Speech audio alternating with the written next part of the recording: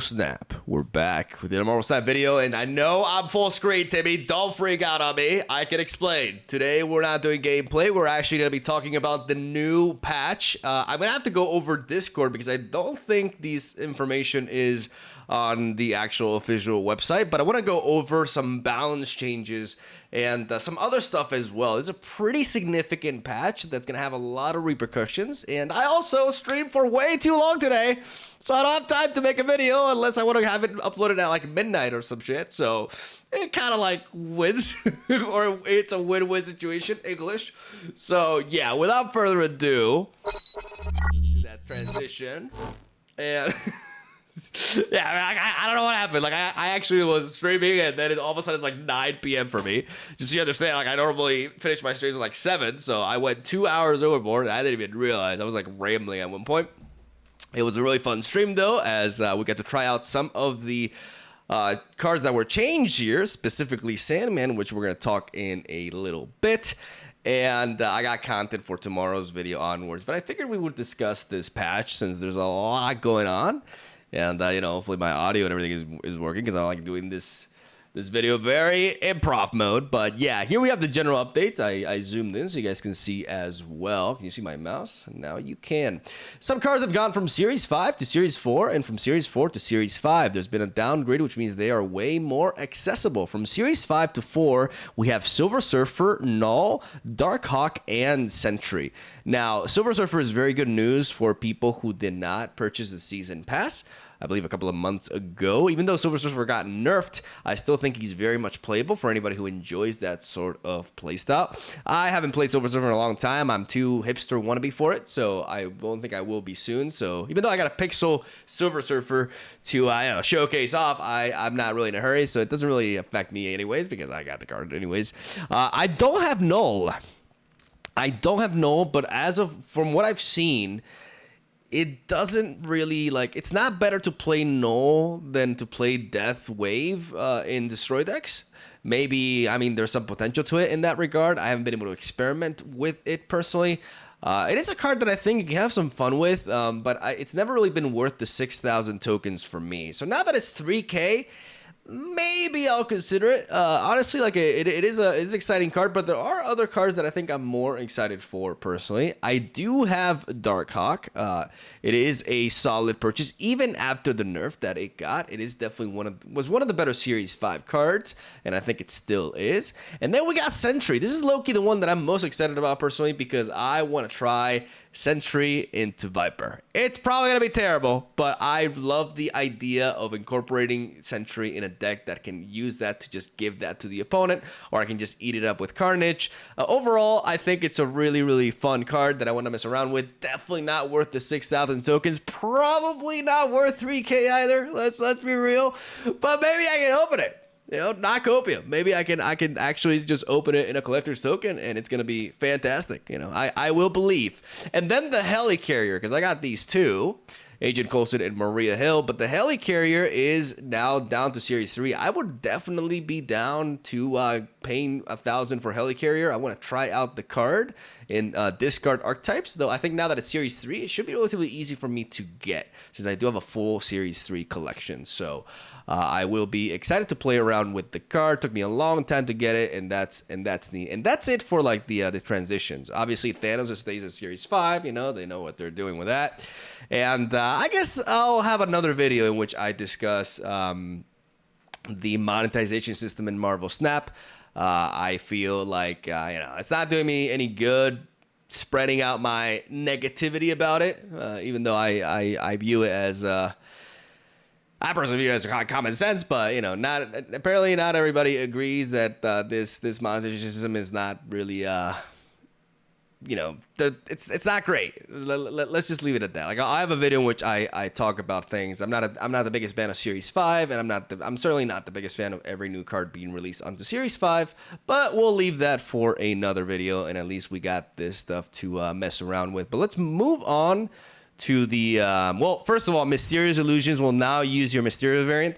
I got footage with a Mysterio deck right before this happened. So that's just my luck right there. But that's really great news for people who have Mysterio variants. It took them a long time to change this, but it has happened, and that's really, really neat. But now let's move on and discuss. I'm going to go down a little bit so you guys can see it as well because my webcam is in the way. The card updates, all right? The balance changes, mostly buffs this time around, and very neat ones at that. Some of them are a little bit confusing. I'll get into them.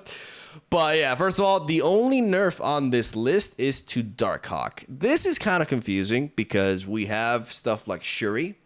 I'd argue Shuri is way more problematic than Darkhawk. And we also have Arrow, right? And I do think Arrow may warrant a bit of a nerf as well. Not a major one, but some sort of way to just tone her down just a little bit. I love playing Arrow, but I also think she's kind of necessary, and I would not want to see an Arrow nerf if there's not a Shuri nerf.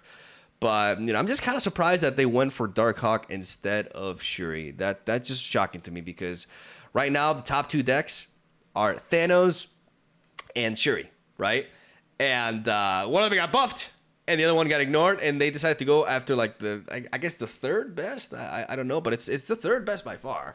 So I'm not really sure. I'm pretty sure like a lot of these decisions came to be like a while back before the meta shifted, and that would make sense out of it. But yeah, this is a minor tweaking to Darkhawk. They explained that it's a special powerful card, which is true.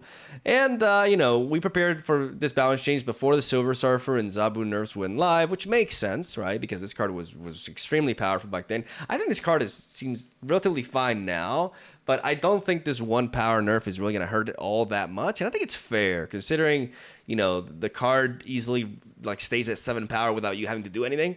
I think that's a bit too much for a card like this, a proactive 4 drop play to have or provide you with no downside. So I think this is a warranted nerf, and I think the card will still be very much playable. As then we got Thanos. This is the crazy one, and this is definitely the proof that these balance changes were made a while back, right? Because right now, I'll tell you, like Thanos Lockjaw, many different versions of it, but Thanos Lockjaw, the core, is the best deck in the game, 100%.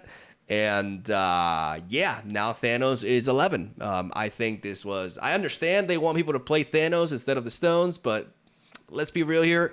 People are going to play Thanos for the stones. Like that's the perk of playing Thanos. So just making Thanos better. Yeah, this is just a very, very short-sighted decision. I mean, I don't mean no offense here, but this is a clear indication that they are just as knowledgeable of the meta as we are. Like that we're not heading into directions that they have planned themselves, Because this change right here is an indication that, like the community, they believe Thanos to be underpowered in many aspects, and they went ahead and buffed it. The difference is the community has had very little time to experiment with Thanos, while the developers have had a long time to realize just how nuts Thanos with Lockjaw is, right? They've play tested this.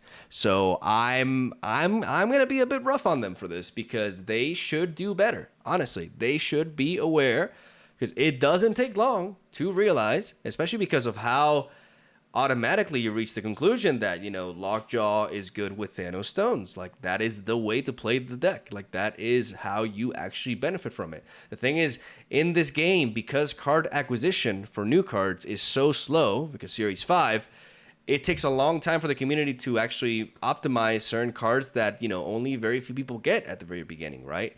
And yeah, like Thanos I've played the deck for quite some time, and it feels like you're playing a different game. It feels like Thanos Lockjaw is just on a different level, right? First, they went overboard with Zabu. It was a season pass card, and they wanted to make it really strong, and they definitely went overboard with it. But this is, this just, I don't like what this nerf tells me. I don't like, it concerns me for the balancing in the future and for just overall keeping the cards at a similar power level, right? Because this is a crazy buff. Like, we're talking about a 3 power boost to the card. It is 1 power weaker than Hulk, right? Like, that's just wild. It's stronger than Chavez, right? It's so, honestly, it's very unnecessary. And I'm gonna be that guy. I'm gonna be that guy and say that they should know just how strong this card is beforehand. They've had the time to play test it, and like Lockjaw Thanos is nuts. And you can tell very early on. Like, I got Thanos, and I started playing the deck. I was like, oh my god, what is this? Whoa! I'm going turbo. So yeah, we're gonna see some sort of revert or something, or I don't know. Like, this is not okay. Like, this deck is bananas and just got significantly better. You may think, well, it's not a crazy buff to the card, you know, because at the end of the day, it's the stones that make the deck great. Sure, yeah, but now you have an 11-point play that you can go for if you have nothing better to do, and that's a lot better than 8 points. Like, that is a legit finisher 6-drop play. It's not quite there as like vanilla, but it's really close to that, and it's just wild. Like, this really misses the mark, and yeah, we'll see where things are headed from that point. But going on to the next one, we got Sandman. Sandman got buffed. I don't think Sandman needed to get buffed. I think the last thing people want, even if they're not aware of it, the last thing people want is for a Sandman meta. All right? What's interesting about this change, though, is that it's not a straight up buff, right? It is also a redesign. They are slowing Sandman down. So this makes Sandman more into a tech option that doesn't lose you massive tempo. I think experimenting with this change, I mean, it's hard to say anything because at the very beginning, like I've been able to play this for like an hour, and I've ran into like 80% of my matches have been mirror matches. So it's very hard to evaluate just how good it is. But I basically I'll be sharing a deck soon when I get more games with it that aren't just mirror matches, that features essentially 3 ramp cards, right? Like, I'm running Wave, Psylocke, and Electro to maximize consistency to ramp onto turn 5 into either Sandman or Leech, right? The thing about these kind of decks is that they're not, you know, Electro ramp is not really within my personal preference because it's a pretty unga bunga sort of way to play the game. Right? Like, you play Electro, you ramp into Leech, you drop 6-drop into 6-drop, right? Like, I prefer decks that involve more nuance, and I do believe that the moment that a deck like this stands at the top, we're in for a very dull meta, and it's dangerous, right? It's important for tech cards to be there, and the reasoning behind this is for them to be able to you know, counter some strategies rolling or playing multiple cards on turn 6. I think we've moved aside from that meta. I think now that Silver Surfer got nerfed and Zabu as well, like, those were the main reasons why that's why I think a lot of these decisions were made back then, right? Before they hotfixed those 2 cards. Because now the meta, the top 2 decks, one of those top 2 decks, actually arguably both decks play individual cards at the later turns of the game. Like, believe it or not, you may think, well, Sandman counters Thanos. I'd argue not really, because Thanos, people have this misconception, like turn 3 Sandman had a good chance of countering Thanos. A lot of these Thanos decks, they play Lockjaw and they play the stones on turn 4. And then turn 5 and 6, they're perfectly fine playing Devil Dino into something else, into a 6-drop, like Magneto, for example, right? Obviously, you do limit them, right? Like, they can't just chain more stones, but it doesn't hit the deck as hard as you think it would, because Sandman now comes at turn 4 at best. If you don't ramp into Sandman, you're doing it wrong. You have to ramp into him, because turn 5 Sandman, I mean, it could be a specific tech. Maybe there are decks. Maybe there are just like regular mid-range decks that just play Sandman on 5 for 5 points, and then just drop I will experiment with that. That's an exciting aspect to it, right? But the Electro decks with Sandman, you know, like, that's what a lot of people are doing right now. That's mostly hitting stuff like Death Wave, right? Which is nice. Like, that is a deck that needs to be able to be countered. and it's hitting Sarah decks as well. And it's important for Sarah's decks to have counters as well, 100%. But I don't think like this is the moment for this, is what I'm trying to say, because Shuri 0, this just made Shuri Red Skull better. Like the fact that they nerfed, not that they nerfed, but the fact that they buffed Sandman, and they didn't do anything to the other stuff. They didn't touch anything from that deck. Like Shuri is better than it was before, because if there's more Electro Ramp, there's gonna be more Shuri, and Shuri's gonna do really well into it, right? Naturally, there's more nuance to it because good Doctor Doom plays into your own arrow. Like there's gonna be a lot of arrow wars, you know, and it's gonna be interesting to see how that pans out. But ultimately, I am concerned about a potential Sandman meta, but I am excited. I am actually very excited. The more I think about it, I am excited about trying to design a deck. And that just kind of occurred to me right now, honestly, in the middle of the video. I'm actually excited about like designing mid-range decks, right? Or decks that have like most of the big power plays happen early, and then use Sandman as a way to just deny late game bombs. Have it as an option, but if you're facing another kind of deck like Shuri, you don't go for the Sandman play. You know what I'm saying? Or you could go Sandman and to prevent the pass into She-Hulk and shenanigans, right? Like I wanna try out turn 5 Sandman. I really do. I want to try out turn 5 Sandman in like a regular deck and see if that actually has any sort of potential, because that actually would be exciting. I'm not the biggest fan of Electro Ramp decks. Those are kind of boring for me, but it's also important for them to exist, right? As long as they're not dominating. But that aspect of it is pretty cool, so I'll experiment with that. But it's definitely, you know, it's a cool change. Like I at first I was really worried because Sandman meta, right? And I don't think the timing is the best personally, but at the same time, like the fact that they made it one turn later, I think it's a smart decision. Like the more I think about it, the more, you know, the more I'm sold on it, honestly. You know, I can change my mind in the middle of recording a video. It's like, it's actually, yeah. The more I think about it, the more I like it. I'll continue to explore. What else? What else do we got here? We got Spider-Woman. Fantastic buff. I've been thinking this for a long time. I compare her a lot to Gamora, right? When I'm designing the clogging deck. I'm like, she could be 8 power, you know? She could maximize at 12. There's nothing wrong with that. It's a requirement for it to hit a full lane in order to do that. Great buff. Not much more to say about it. Very well deserved. Very good buff by Second Dinner right here. Namor, buff from 4-5 to 4-6. Also very nice buff. Very warranted as well. And my girl Dagger. My girl Dagger being 2 power. Love to see it. Absolutely love to see it. I'm as a Cloak and Dagger main, I'm really, really excited.